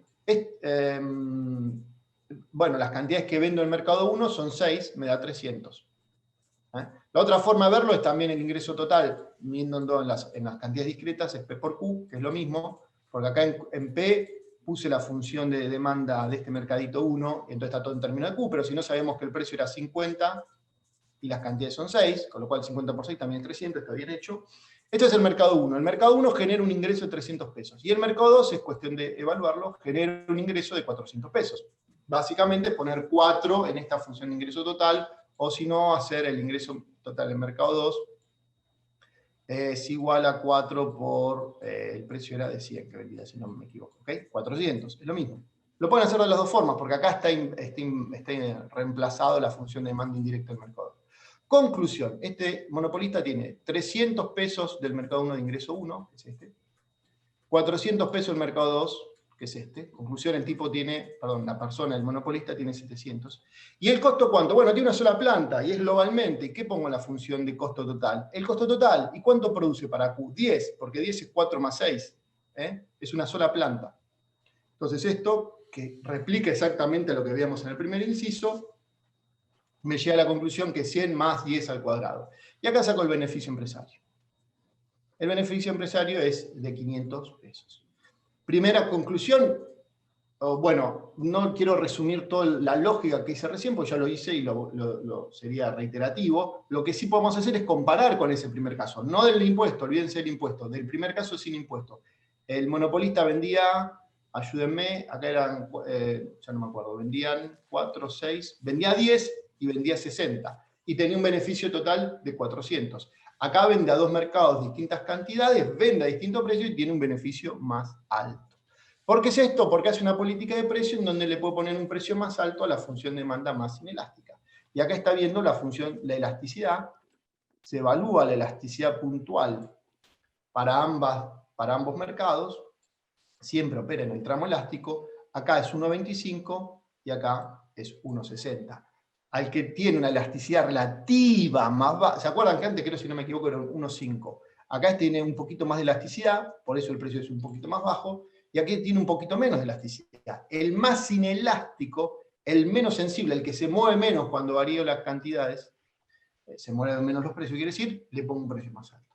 ¿Okay? Esa sería un poco la conclusión del ejercicio. Entonces está hecho a propósito que la suma de los dos mercados, el 1 y el 2, sea el mercado global anterior del inciso A. Bien. ¿Dudas hasta acá? Pablo, no sé si el chat no estoy viendo nada. Hubo dos consultas, Dale. en realidad tres, dos vinculadas a esto de discriminación de precios. Facundo dice, o sea que el primer paso que hay que hacer es agregar ambas demandas y de ahí obtener el ingreso marginal.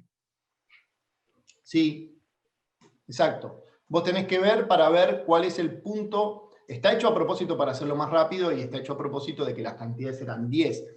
Y si vos ves las cantidades, o sea, a ver, Facundo era. Sí. Facundo, está hecho a propósito que esta demanda, ¿para qué quiero ser más? Que esta demanda del mercado 1 más esta demanda del mercado 2 es lo mismo que la demanda original. Pero está hecho a propósito para que vos hagas rápido. Ah, las dos demandas juntas, ¿cuánto? Y era la demanda original esta. ¿Ah? Lo que digo es que en realidad, estrictamente hablando, tendrías una demanda así y así. Uy, y ahí.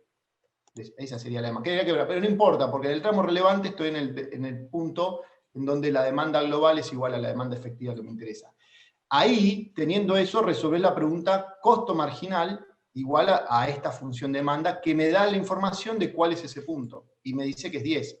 Que claro, como es la suma de estas dos y es igual a la primera, ya lo sabés, por eso lo hicimos más rápido para que no perdamos tiempo, porque lo que nos importaba es lo que venía después. Pero efectivamente, yo haría como dijo Facundo, si me entra esto en un parcial, tengo demanda 1, demanda 2, porque no tenés la primera parte, digamos. Eso quiere decir, para decirlo vulgarmente. Entonces tengo demanda 1, demanda 2, la agrego, veo dónde es el tramo relevante. También podría tener una planta que tiene una estructura de costo tan alta que viene por acá. Entonces tiene sentido solo esta demanda. Esta no existe, chau. O sea, ojo. Pero digamos, en el tramo relevante donde está la planta del monopolista, abastece a las dos demandas. Entonces es como dijo Facundo. Tengo demanda 1, demanda 2, las agrego y respondo cuánto producir en términos globales, 10. ¿Cuál es el costo marginal y el ingreso marginal resultante? ¿Cuánto es 10? 20. Entonces exijo 20 en el mercado 1 y en el mercado 2. Y esa es la regla de distribución de las dos cantidades. Por eso esto es 6 y por eso esto es 4. ¿Ok, Facundo? Y después sigue toda la historieta. Entonces, si en uno vendo 6, ¿cuánto es el precio? Bueno, tengo que indagar 6 en la función de demanda de este mercado. Y acá tengo que indagar 4 en la función de mercado que era 100. Acá vendía 100 y acá vendía 50. ¿No?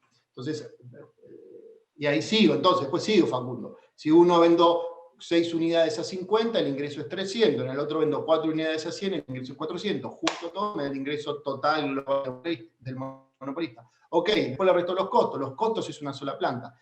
Si quiero hacer más complejo el ejercicio, podría ser 2 mercados con 2 plantas. O podría ser, que también se hace, en la literatura está, un solo mercado, pero con 2 plantas.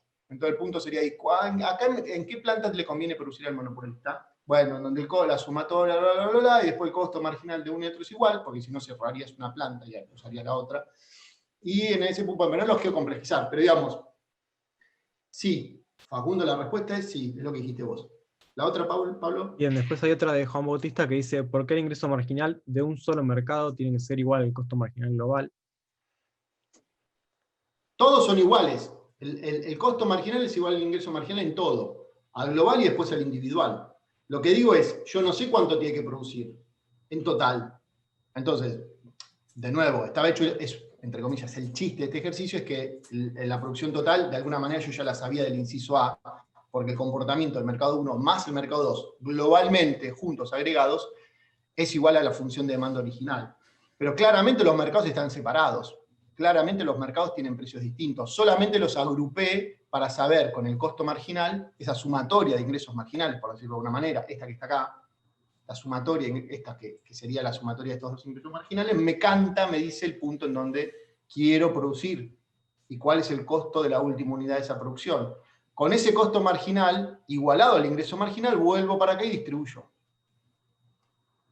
¿Ok? Primero voy para allá y después voy para acá. No sé si respondí al chico que me preguntaba. ¿Y la tercera, Pablo? Y después queda una de Martina, que se quedó un poco con el tema del cálculo de elasticidad. ¿Cómo calcular el primer término de la elasticidad? Dice, ¿sería la derivada de la cantidad sobre la derivada del precio? Ah, bueno, fui muy rápido pensando que lo sabían. Martina, no cambió nada. La elasticidad es saber cuán sensible es en este punto. Porque acá tenemos dos demandas, ¿no? Esta y esta. ¿Sí? Ahí. ¿Cómo se mide? Bueno, como quieras. Nosotros habíamos propuesto el método de punto y pendiente. ¿Te acordás? Ah, vuelvo para atrás, ¿no? Estaba acá. Sí. Uy, qué desastre, pará, me queda. Martina, mirá, es el método de punto y pendiente. Pido disculpas si fui muy rápido, pero digamos, es el... a ver, siempre la misma historia, no cambiamos nada. La elasticidad, precio y la demanda del mercado 1, del mercado 2, del mercado N, del mercado Pirulo, el que sea, siempre lo mismo. Es la cantidad proporcional de las cantidades que cambian, ¿sí? Que es la variable dependiente, según la teoría, dado un cambio proporcional en el precio. Este triangulito, toda esta historieta, es el cambio proporcional. Este cambio proporcional fue causado por este cambio proporcional. Esa sensibilidad se llama elasticidad para nosotros.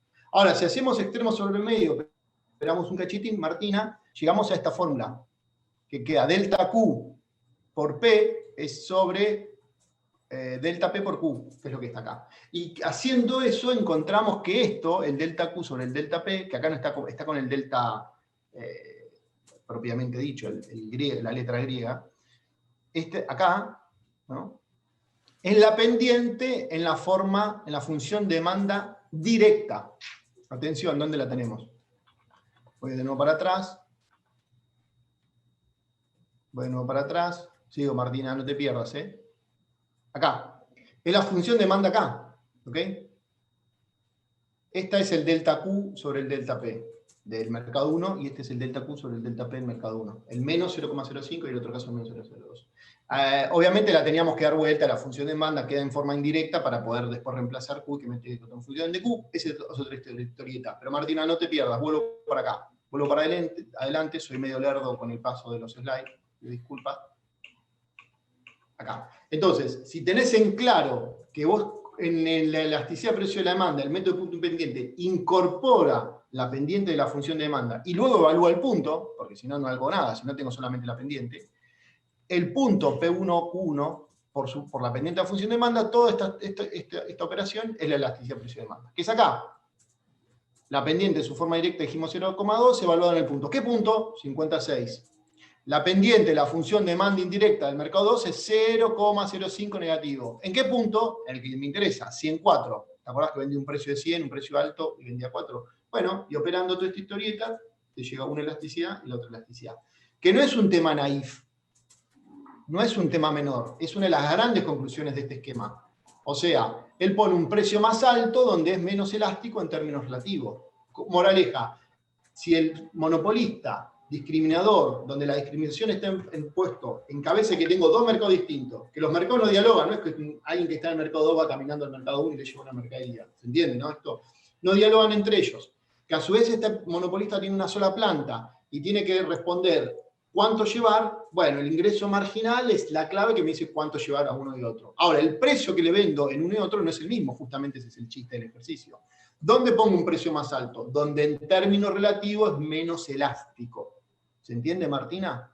Al que es menos elástico, al que es menos sensible, le pongo, como monopolista estoy hablando, si me pongo en los zapatos del monopolista, un precio más alto.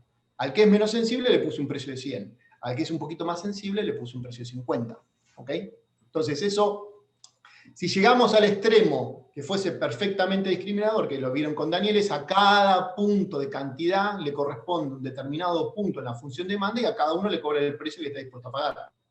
Y ahí le saca todo lo máximo que le puede al consumidor, según esta óptica. Porque ahí a cada punto encuentra una elasticidad distinta y pone un precio exactamente para cada elasticidad distinta. No sé si respondí lo de Martina, Pablo. Sí, sí, después, ahí hice perfecto, muchas gracias, ahora me quedó mucho más claro. Lo otro que ya consultaba era que no sabía identificar sobre qué función había que derivar. Esto ya lo dijiste, sobre la función de demanda, que justamente al calcular una elasticidad precio de la demanda, se trabaja con la función de demanda.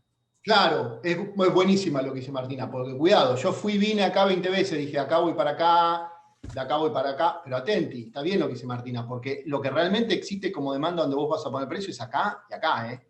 Esto no te calienta, esto no pasa nada acá, cuidado, porque vos el precio lo ves justamente acá y son distintos porque el señor que está acá, o la señora, no pueden venir acá, y la señora o el señor que está acá no puede venir acá, ¿ok? Entonces sí, eso es muy importante, porque la información de a qué precio vende el monopolista está acá y acá, no está acá, Por eso cuando hoy Facundo, no me acuerdo, dice, tengo que agregar, sí, tengo que agregar para resolver globalmente cuánto voy a producir. Punto. Sé cuánto es el costo marginal, ingreso marginal. Punto. Termino ahí, después me vuelvo a los mercados.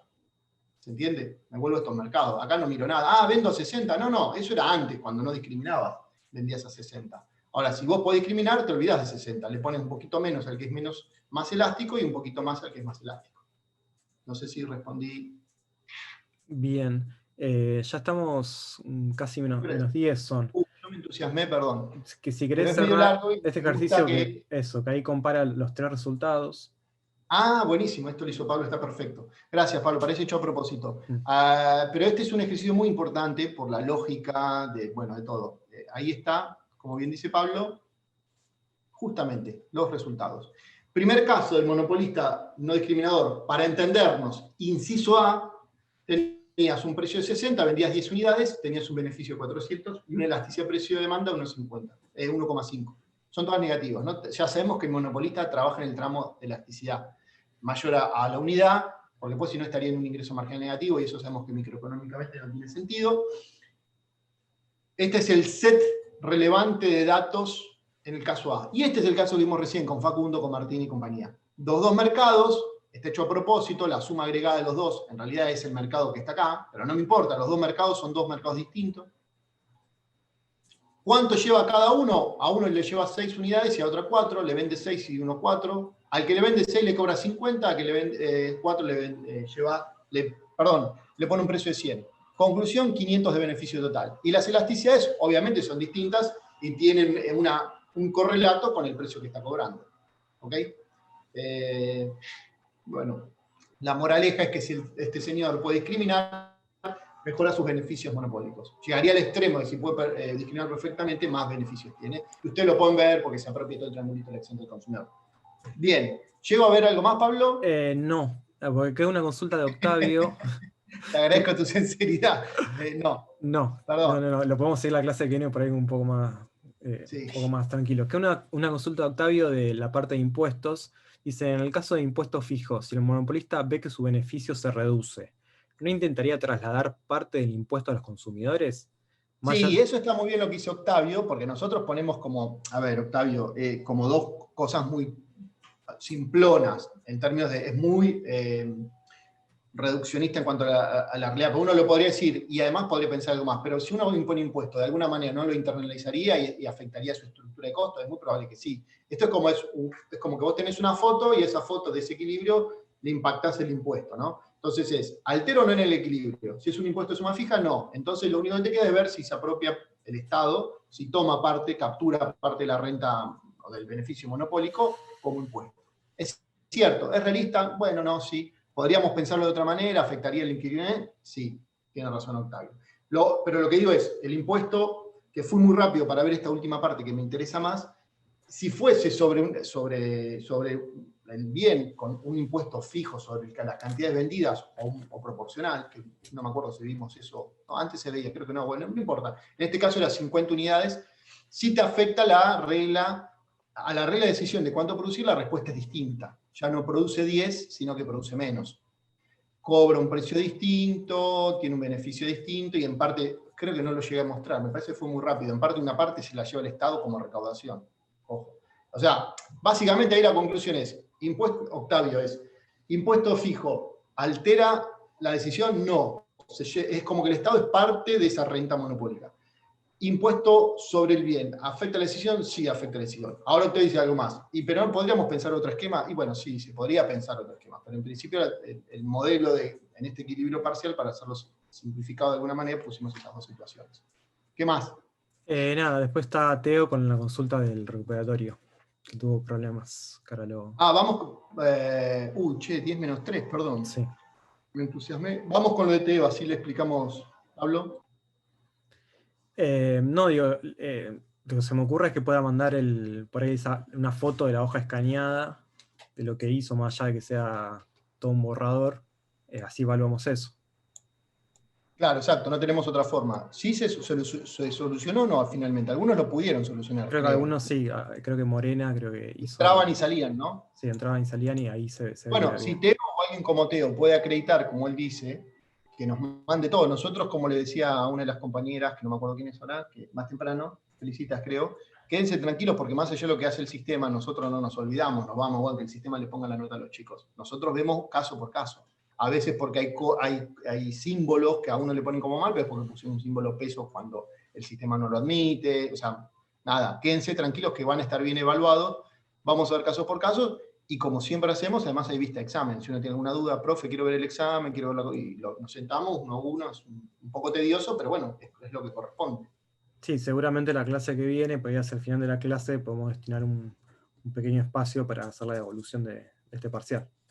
Sí, seguramente vamos a tener que tomar 30, 40 minutos. Dale, Teo, que quiere hablar. Mi duda era si solamente no quedó figurado el inciso 1 del ejercicio 2 o todo el ejercicio 2. Por lo que tengo entendido, todo el ejercicio 2. Ahí te digo bien, sí, todo el ejercicio... A ver. No, el inciso 1 quedó guardado. El resto de los incisos no hay nada, está vacío. No, porque con lo del inciso 1 lo que pasaba era que no Sí. te dejaba las casillas para rellenarlo. Claro. Y eso nos lo dijeron varios. Sí, pero después pudiste mientras estaba sucediendo. Después pudiste llenarlo, Teo, por lo que veo está completo.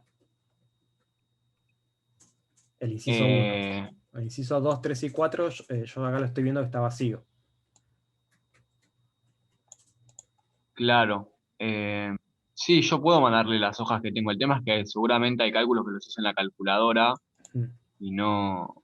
Pero mi consulta es, los incisos 2, 3 y 4, ¿pudiste resolverlos? Sí, yo hice todo. Lo que pasa es que el inciso 1 preguntaba algo, un valor de la etapa 1, pero no estaba la casilla para responderlo. Claro. O sea, ese no... Está bien, bueno, mandanos la hoja con lo que hayas hecho. Y Todo lo que tengas, Teo, que para vos corresponde, mandánoslo. Ok, listo. Nada, se va a solucionar de alguna forma ese problema, quédense tranquilos. Sí, igual digo, cualquier cosa seguimos en contacto. Bueno, nos van a echar, creo, ¿no? Porque sí. tienen que usar la sala. Sí, Saludos a todos, nos vemos el jueves que viene. Nos vemos el martes, jueves. Chao, nos vemos. Hasta luego. Chao, chicos. Chao, nos vemos.